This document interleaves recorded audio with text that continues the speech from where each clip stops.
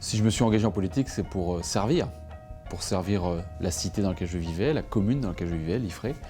C'était pour servir. Je suis Loïc Chenet-Girard, 43 ans, président de la région Bretagne et encore plus jeune président de région de France.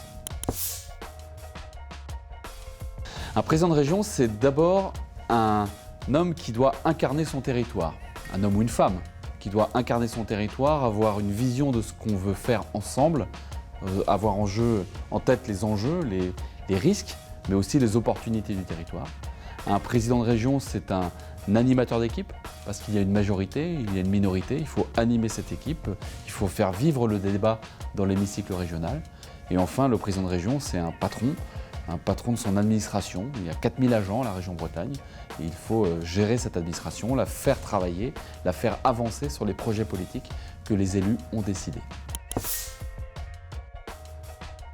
Il y a plusieurs journées types. Il y a la journée type bureau, qui est une journée qui s'organise souvent le matin avec les parapheurs, le courrier et un petit café, et qui se poursuit avec une succession de rendez-vous et de réunions. Et puis il y a la journée marathon où on part tôt le matin et on fait de la visite, de l'entretien, de la rencontre sur les territoires. Et puis après il y a tout le sel de l'imprévu, parce que le sel de l'imprévu, c'est ce qui fait aussi le côté original de cette fonction. Maire, parce que c'est ce qui m'a forgé ma capacité à assumer et à décider, et que c'est à mon sens le plus beau mandat de la République.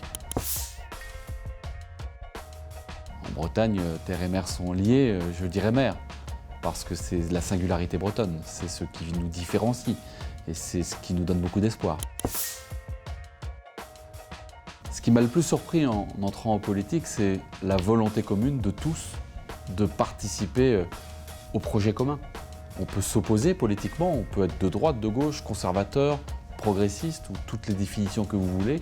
Je pense qu'individuellement, un homme politique, un élu ou celui qui aspire à l'être veut participer au projet, participer à l'ambition commune, à l'ambition collective d'un territoire, d'une région, d'un pays. Et ça, quelque part, ça nourrit le grand respect que j'ai pour l'autre, pour l'élu qui est face à moi, quelle que soit sa couleur, quelles que soient ses convictions.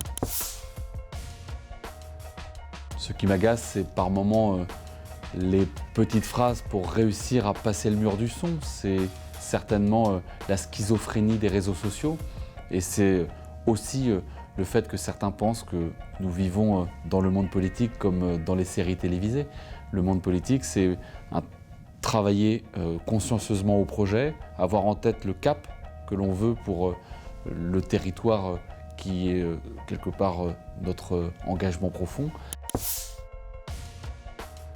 Le rôle d'un jeune élu, c'est forcément de rêver, d'imaginer des choses qui n'existent pas, d'aller au-delà des limites qui peuvent exister aujourd'hui et de bousculer.